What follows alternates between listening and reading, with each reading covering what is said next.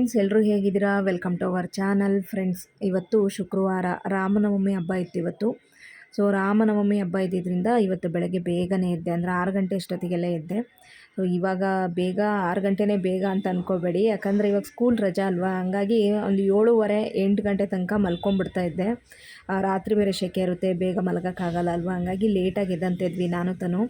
So ಆದರೆ ಇವತ್ತು ಹಬ್ಬ ಅಂತ ಹೇಳ್ಬಿಟ್ಟು ಬೇಗನೆ ಎದ್ದೆ. ಬೇಗ ಎದ್ದು ಹೊರಗಡೆ ಬಾಲ್ಕನಿ ಎಲ್ಲ ಕ್ಲೀನ್ ಮಾಡಿಕೊಂಡೆ, ಮತ್ತು ಬಾಗಿಲೆಲ್ಲ ಕ್ಲೀನ್ ಮಾಡಿಕೊಂಡು ಅರಿಶಿನ ಕುಂಕುಮ ರಂಗೋಲಿ ಎಲ್ಲ ಇಟ್ಟಿದ್ದಾಯಿತು. ಎಲ್ಲ ಕೆಲಸನೂ ಮುಗಿಸ್ಕೊಂಡೆ ಬೇಗ ಬೇಗ. ಪೂಜೆ ಎಲ್ಲ ಮುಗಿಸೋ ಅಷ್ಟೊತ್ತಿಗೆ ಮಧ್ಯಾಹ್ನ 11 ಗಂಟೆ 11 ಕಾಲು ಆಗೋಯಿತು. ನಾನೆಲ್ಲ ಪೂಜೆ ಮಾಡ್ತಾಯಿದ್ದೆ. ತನೂ ಅವಳು ಹೋಗ್ಬಿಟ್ಟು ಸ್ನಾನಕ್ಕೆ ಹೋಗಿದ್ಲು. ಸೊ ನಾನು ಪೂಜೆ ಎಲ್ಲ ಮುಗಿಸ್ಬಿಟ್ಟು ಬೇಗ ಈಗ ದೇವರಿಗೆ ಪ್ರಸಾದ ಮಾಡೋಣ ಅಂಥೇಳಿ ಮಾಡ್ತಾಯಿದ್ದೀನಿ. ಆಲ್ರೆಡಿ ಮುಂಚೆನೇ ನಾನು ಸ್ನಾನ ಆದ ತಕ್ಷಣವೇ ಬೆಲ್ಲ ಎಲ್ಲ ನೆನೆಯೋದಕ್ಕೆ ಇಟ್ಬಿಟ್ಟಿದ್ದೆ, ಅಂದರೆ ಕರ್ಗೋದಕ್ಕೆ ಇಟ್ಟಿದ್ದೆ, ಮತ್ತು ಹೆಸ್ರುಬೇಳೆ ಎಲ್ಲ ನೆನೆಯೋದಕ್ಕೆ ಇಟ್ಟಿದ್ದೆ. ಸೊ ಇನ್ನು ಈ ಪಾನಕ ಮತ್ತು ಕೋಸಂಬರಿ ಮತ್ತು ಮಜ್ಜಿಗೆ ಮಾಡೋಣ ಅಂಥೇಳಿ ಎಲ್ಲ ಐಟಮು ತಂದಿಟ್ಕೊಂಡು ಬೇಗ ಬೇಗ ಮಾಡ್ತಾಯಿದ್ದೀನಿ. ಈಗ ನನ್ನ ಹಸ್ಬೆಂಡು ಬೆಳಗ್ಗೆನೇ ಏನೆಲ್ಲ ಬೇಕು ಪೂಜೆ ಐಟಮ್ಸು ಅದನ್ನೆಲ್ಲ ಬೆಳಗ್ಗೆನೇ ಅವರು ತಂದು ಇಟ್ಟು ಆಮೇಲೆ ಡ್ಯೂಟಿಗೆ ಹೋದರು. ಅಂದರೆ ಪಾನಕಕ್ಕೆ ಕರ್ಬೂಜ ಎಲ್ಲ ಬೇಕಂತ ಹೇಳಿದೆ, ಕರ್ಬೂಜ ಸೌತೆಕಾಯಿ ಎಲ್ಲ ಬೇಕು ಅಂತ ಹೇಳಿದೆ, ಹಂಗಾಗಿ ಅದನ್ನೆಲ್ಲ ತಂದು ಕೊಟ್ಬಿಟ್ಟು ಅವರು ಡ್ಯೂಟಿಗೆ ಹೋದರು. ಸೊ ನಾನು ಬೆಳಗ್ಗೆನೇ ಬ್ರೇಕ್ಫಾಸ್ಟ್ ಮಾಡಿ ತಿಂದು, ಅಂದರೆ ಮೊಸರನ್ನ ಮಾಡಿ ತಿಂದ್ವಿ ಬೆಳಗ್ಗೆನೇ. ಸ್ವಲ್ಪ ಮೊಸರನ್ನ ಮಾಡ್ಕೊಂಡ್ವಿ. ಆಮೇಲೆ ತನು ಮ್ಯಾಗಿ ಕೇಳಿದ್ದು ಅಂತೇಳಿ ಅವಳಿಗೆ ಮ್ಯಾಗಿ ಮಾಡಿಕೊಟ್ಟೆ.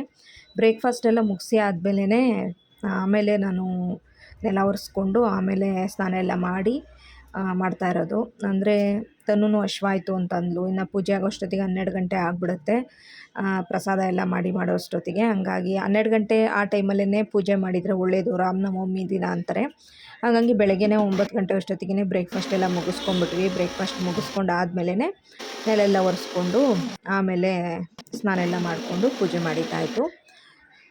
ಇವಾಗ ಪಾನಕ ಮಾಡ್ಕೊತಾ ಇದ್ದೀನಿ. ಇನ್ನು ಕರ್ಬೂಜ ಮಾಮೂಲಿ ಬೆಲ್ಲ ಎಲ್ಲ ನೆನೆಸಿದೆ, ಆಮೇಲೆ ಸ್ವಲ್ಪ ಏಲಕ್ಕಿ ಎಲ್ಲ ಹಾಕ್ಬಿಟ್ಟು ಕರ್ಬೂಜ ಎಲ್ಲ ರುಬ್ಕೊಂಡ್ಬಿಟ್ಟು ಬೆಲ್ಲದ ಪಾನಕ, ಅಂದರೆ ಬೆಲ್ಲ ಎಲ್ಲ ಸೋಸ್ಕೊಂಡು ಮಾಡ್ಕೊಳ್ಳೋದು. ಇನ್ನೆಲ್ರಿಗೂ ಗೊತ್ತೇ ಇರುತ್ತೆ ಆ ಥರ ಪಾನಕ ಯಾವ ರೀತಿ ಮಾಡ್ತಾರೆ ಅಂತೇಳಿ. ಇನ್ನು ಮಜ್ಜಿಗೆಗೂ ಅಷ್ಟೇ, ಮಸಾಲ ಮಜ್ಜಿಗೆ ಅಂದರೆ ಸ್ವಲ್ಪ ಶುಂಠಿ, ಹಸಿರು ಮೆಣಸಿಕಾಯಿ, ಕೊತ್ತಂಬರಿ ಎಲ್ಲ ಹಾಕ್ಬಿಟ್ಟು ಮೊಸರೆಲ್ಲ ಹಾಕ್ಬಿಟ್ಟು ಅದನ್ನು ಸ್ವಲ್ಪ ಮಿಕ್ಸಿ ಮಾಡಿಕೊಂಡು ಆಮೇಲೆ ನೀರು ಹಾಕೋದು, ಅದು ನೀರು ಮಜ್ಜಿಗೆ. ಇನ್ನು ಕೋಸಂಬರಿ ಮಾಡೋದು ಇನ್ನೇನು ಎಲ್ರಿಗೂ ಗೊತ್ತು, ಮಾಮೂಲಿ ಕೋಸಂಬರಿ ಅಷ್ಟನ್ನು ಮಾತ್ರ ಮಾಡಿದೆ. ಅಷ್ಟು ಮಾಡಿಬಿಟ್ಟು ದೇವರಿಗೆ ನೈವೇದ್ಯ ಇಡೋಣ ಅಂಥೇಳಿ ಎಲ್ಲ ರೆಡಿ ಮಾಡ್ತಾಯಿದ್ದೀನಿ ಬೇಗ ಬೇಗ.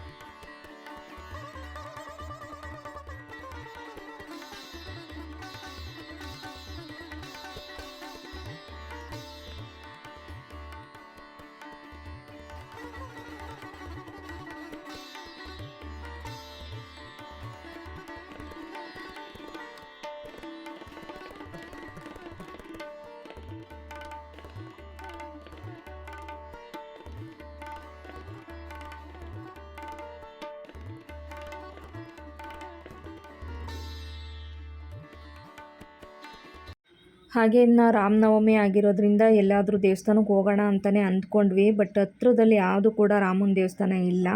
ಇನ್ನು ಬೇರೆ ದೇವಸ್ಥಾನಗಳಿಗೇನು ನನಗೆ ಬೇಡ ಅನ್ನಿಸ್ತು. ಇನ್ನು ಬಿಸಿಲು ಬೇರೆ ಜಾಸ್ತಿ ಇದೆ. ಈ ಟ್ರಾಫಿಕಲ್ಲಿ ಬೆಂಗಳೂರಲ್ಲಿ ದೇವಸ್ಥಾನಗಳಿಗೆ ಹೋಗೋದು ಕೂಡ ಹಿಂಸೆ ಅನಿಸ್ತಾ ಇರುತ್ತೆ, ದೂರ ದೂರ ಇರ್ತಾವಲ್ವ. ಹಂಗಾಗಿ ಇನ್ನು ಹತ್ರದಲ್ಲಿ ಯಾವುದೂ ಇರಲಿಲ್ಲ, ಇಲ್ಲಾಂದರೆ ನಾನು ತನು ಹೋಗಿ ಬರ್ತಾಯಿದ್ವಿ. ಸೊ ಹಂಗಾಗಿ ದೇವಸ್ಥಾನಕ್ಕೇನೂ ಹೋಗಲಿಲ್ಲ, ಮನೆಯಲ್ಲೇ ಸ್ವಲ್ಪ ಆರಾಮಾಗಿರೋಣ ಅಂಥೇಳಿ. ಇನ್ನು ರಜಾ ಬೇರೆ ಕೊಟ್ಟಿರೋದ್ರಿಂದ ಊರ ಕಡೆಗೆಲ್ಲ ಹೋಗಬೇಕಿತ್ತು, ಊರಿಗೂ ಕೂಡ ಹೋಗದೆ ಮನೆಯಲ್ಲೇ ಇದ್ದೀವಿ. ನಿಮ್ಗೆ ಗೊತ್ತಿರೋಂಗೆ ರೀಸೆಂಟಾಗಿ ನನ್ನ ಹಸ್ಬೆಂಡಿಗೆ ಬೇರೆ ಸರ್ಜರಿ ಆಗಿದ್ದರಿಂದ ಅವ್ರನ್ನ ಬಿಟ್ಬಿಟ್ಟು ನಾನು ತನು ಇಬ್ಬರೇ ಊರಿಗೆ ಹೋಗೋದಕ್ಕೆ ಯಾಕೋ ಮನಸ್ಸೇ ಇಲ್ಲ ಈ ಸಲ ಯಾಕೋ ನನಗೆ ಊರಿಗೆ ಹೋಗಬೇಕು ಅಂತಲೇ ಅನ್ನಿಸ್ತಾ ಇಲ್ಲ, ನಿಜ ಹೇಳ್ಬೇಕಂದ್ರೆ. ಅಲ್ಲೇ 1 ವರ್ಷ ಆಯಿತು ನಾನು ಊರಿಗೆ ಹೋಗಿ. 1 ವರ್ಷದಿಂದ ನನಗೆ ಯಾಕೋ ಊರಿಗೆ ಹೋಗಬೇಕು ಅಂತಲೇ ಅನ್ನಿಸ್ತಾ ಇಲ್ಲ. ನೋಡೋಣ, ಇನ್ನೊಂದು ಸ್ವಲ್ಪ ದಿನ ಬಿಟ್ಬಿಟ್ಟು ನನ್ನ ಹಸ್ಬೆಂಡು ಬಂದರೆ ಅವ್ರ ಜೊತೆನೂ ಅವ್ರನ್ನೂ ಕರ್ಕೊಂಡು ಹೋಗೋದಾದರೆ ಹೋಗೋದು ಅಂತ ಅಂದ್ಕೊಂಡಿದ್ದೀನಿ. ನೋಡಬೇಕು. ಇನ್ನು ಏನೇನೋ ತುಂಬ ತುಂಬ ಪ್ಲ್ಯಾನ್ಸ್ ಇದೆ. ಕಾಲೇಜಿದ್ದು ಬೇರೆ ಅಡ್ಮಿಷನ್ನು ಅದೆಲ್ಲ ಇದೆ, ಮನೆ ಬೇರೆ ಶಿಫ್ಟಿಂಗು, ಇನ್ನು ಸಾಕಷ್ಟು ತಲೆಬಿಸಿಗಳಿದ್ದಾವೆ. ಈ ಟೈಮಲ್ಲಿ ನಾನು ಊರಿಗೆ ಹೋದರೆ ಸರಿ ಹೋಗೋಲ್ಲ ಅಂಥೇಳಿ ಊರನ್ನ ಸ್ವಲ್ಪ ದಿನ ನೋಡೋಣ ಅಂತ ಹೇಳ್ಕೊಂಡು ಸುಮ್ಮನೆ ಇದ್ದೀವಿ. ಅದು ಅಲ್ಲದೆ ಲಾಕ್ಡೌನ್ ಅಂತೆಲ್ಲ ಬೇರೆ ಏನೋ ಹೇಳ್ತಾ ಇದ್ದಾರೆ.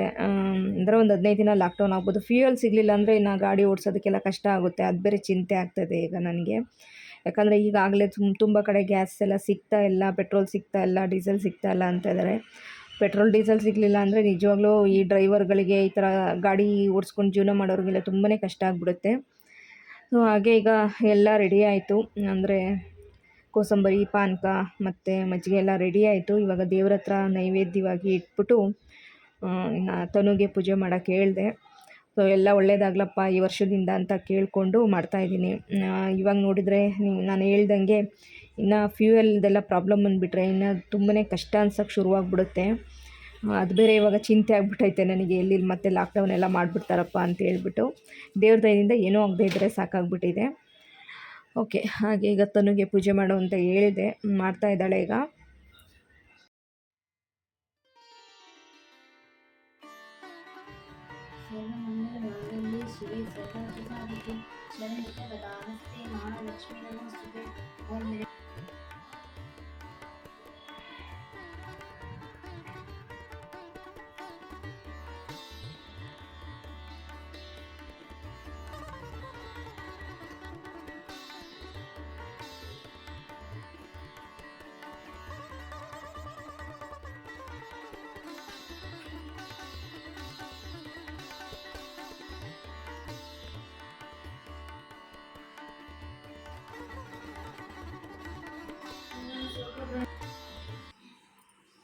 ಕುಡಿಲ್ಲ ಕುಡಿ. ಚೆನ್ನಾಯ್ತಾ? ಸ್ವೀಟ್ ಎಲ್ಲ ಕರೆಕ್ಟ್ ಆಯ್ತಾ ಪಾನಕ?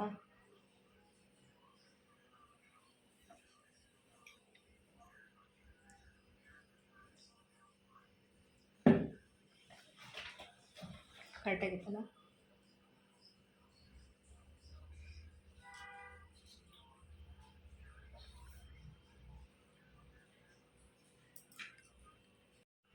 ಮಜ್ಜಿಗೆ ಕುಡಿದು ನೋಡ್ದ ಸರಿ ಇದೆಯಾ ಉಪ್ಪೆಲ್ಲ?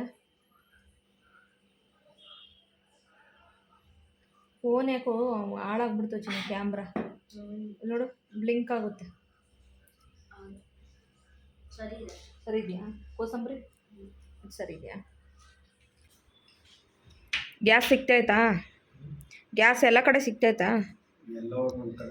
ಪೆಟ್ರೋಲ್ ಡೀಸೆಲ್ಲು ಸಿಗ್ತೈತಾ? ಮತ್ತೆ ನಾ ಮತ್ತೆ ಯಾಕೆ ಟಿವಿನ ಲಾಕ್ಡೌನ್ ಅಂತ ಬಿಡ್ಕೊತಾವ್ರೆ?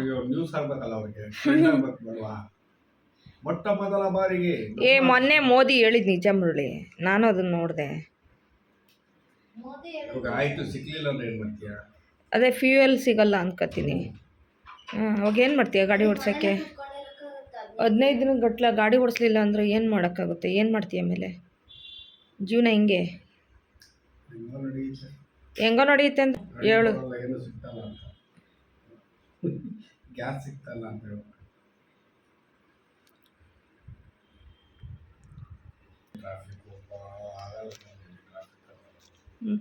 ಡೆಲ್ಲಿ ಮುಂಬೈಗಿಂತ ಟ್ರಾಫಿಕ್ ಜಾಸ್ತಿ ಅಂತ ಬೆಂಗಳೂರಲ್ಲಿ. ಏನು ಮಾಡೋಣ ಅದಕ್ಕೀಗ? ಹಾಳಾಗಿ ಜನ ಎಲ್ಲ ಬಂದು ಸೇರ್ಕೊಂಡು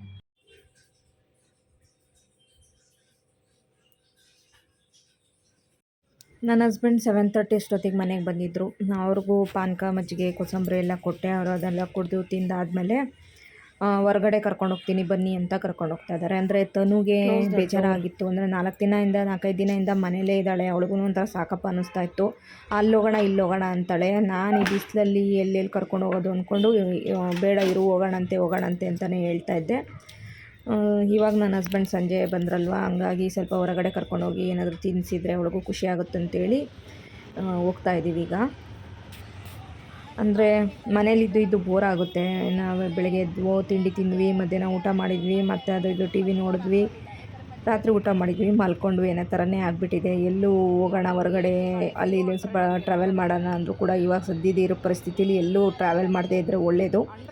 ಹಾಗಾಗಿ ಸುಮ್ಮನೆ ಇದ್ದೀವಿ. ಇಲ್ಲಾಂದರೆ ಯಾವುದಾದ್ರು ದೇವಸ್ಥಾನಗಳಿಗೆ ಹೋಗಬೇಕು ಅಂತ ಅನಿಸಿತ್ತು ನನಗೆ. ನನಗೂ ಸಾಕಾಗ್ಬಿಟ್ಟಿದೆ. ವರ್ಷಾನುಗಟ್ಲೆಯಿಂದ ಮನೇಲೇ ಇದ್ದು ಎಲ್ಲೂ ಹೋಗಿಲ್ಲ.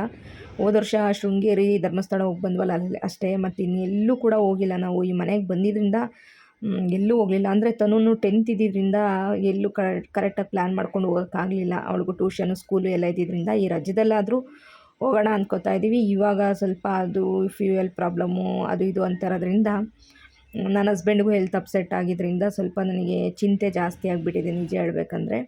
ಸೊ ಹಂಗಾಗಿ ಎಲ್ಲೂ ಹೋಗ್ತಾಯಿಲ್ಲ. ಹಾಗೆಯೇ ಪಾನಿಪುರಿ ಕೊಡಿಸಿದ್ರು ತನುಗೆ, ಪಾನಿಪುರಿ ಮತ್ತು ಸ್ವಲ್ಪ ಬೇಕ್ರಿಯಲ್ಲಿ ಸ್ವೀಟ್ಸ್ ಸ್ವಲ್ಪ ಕೊಡಿಸಿ ಮನೆಗೆ ಬಂದ್ವಿ. ಮನೆಗೆ ಬಂದಾದಮೇಲೆ ನನಗೆ ಊಟ ಮಾಡೋಕ್ಕೂ ಮನಸ್ಸಿರಲಿಲ್ಲ. ನನ್ನ ಹಸ್ಬೆಂಡು ಹಂಗೆ ಮಲ್ಕೋಬೇಡ ಬಾ ನಾನೇ ತಿನ್ನಿಸ್ತೀನಿ ಅಂತೇಳಿ ಅವರೇ ನನಗೂ ತನಗೂ ತಿನ್ನಿಸ್ತಾ ಇದ್ದಾರೆ. ತನೂ ಊಟ ಮಾಡೋ ಮೂಡಿಲ್ಲ, ಅವಳು ಒಂಥರ ಡಲ್ಲಾಗಿ ಕೂತ್ಕೊಂಡಿದ್ಲು. ಅವಳಿಗೂ ನನಗೂ ಇಬ್ರಿಗೂ ತಿನ್ನಿಸ್ತಾ ಇದ್ದಾರೆ ಈಗ. ಸೊ ಹಿಂಗೆ ಲೈಫ್ ಹಿಂಗೇ ಹೋಗ್ತಾ ಇದೆ. ಸೊ ಡೈಲಿ ವ್ಲಾಗ್ಸು ಏನೆಲ್ಲ ಆಗ್ತಾಯಿದೆ ಅದನ್ನೇ ನಿಮ್ಮ ಜೊತೆ ಶೇರ್ ಮಾಡ್ಕೊಂಡು ಹೋಗ್ತಾ ಇದ್ದೀನಿ. ನಿಮ್ಮ ಪ್ರೀತಿ ಸಪೋರ್ಟ್ ನನಗೆ ಖಂಡಿತವಾಗ್ಲೂ ಬೇಕು. ನನ್ನ ಚಾನಲ್ಗೆ ಯಾರೆಲ್ಲ ಸಬ್ಸ್ಕ್ರೈಬ್ ಮಾಡ್ಕೊಂಡಿಲ್ಲ ಸಬ್ಸ್ಕ್ರೈಬ್ ಮಾಡ್ಕೊಳ್ಳಿ. ಹಾಗೆ ವೀಡಿಯೋಗೆ ಲೈಕ್ ಕೊಡಿ. ಲೈಕ್ ಕೊಟ್ಟಷ್ಟು ನನಗೂ ಇನ್ನೂ ವೀಡಿಯೋಸ್ ಮಾಡಬೇಕು ಅಂತ ಅನಿಸುತ್ತೆ. ಸ್ವಲ್ಪ ದಿನ ಕಮೆಂಟ್ಸ್ ಆಫ್ ಮಾಡಿದ್ದೆ. ಏನಕ್ಕೆ ಅಂತಂದರೆ ನನಗೂ ಸ್ವಲ್ಪ ಎಲ್ಲ ರಿಪ್ಲೈ ಮಾಡಿಕೊಂಡು ಎಲ್ಲ ಮಾಡಿಕೊಂಡ್ರೆ ಮಾಡೋಕ್ಕಾಗ್ತಾಯಿಲ್ಲ. ಇನ್ನು ನನ್ನ ಹಸ್ಬೆಂಡ್ಗೆ ಬೇರೆ ಹುಷಾರಿರಲಿಲ್ಲ, ಇನ್ನು ಅದು ಇದು ಅಂತ ಮಾತಾಡೋದು ಬೇಡ ಅಂದ್ಕೊಂಡು ಸ್ವಲ್ಪ ದಿನ ಕಮೆಂಟ್ಸ್ ಆಫ್ ಮಾಡಿದ್ದೆ. ಸೊ ಆನ್ ಮಾಡ್ತೀನಿ. ಸುಮಾರು ಜನ ಯಾಕೆ ಕಮೆಂಟ್ಸ್ ಆಫ್ ಮಾಡಿದ್ದೀರಾ ಅಂತ ಇನ್ಸ್ಟಾಗ್ರಾಮಲ್ಲಿ ಕೂಡ ಕೇಳಿದ್ದೀರಾ, ಮತ್ತು ಕಮೆಂಟ್ಸ್ ಹಾಕೂ ಕೂಡ ಕೇಳಿದ್ದೀರಾ. ಆನ್ ಮಾಡ್ತೀನಿ, ಇನ್ನೊಂದು 2-3 ಡೇಸು ಆನ್ ಮಾಡ್ತೀನಿ.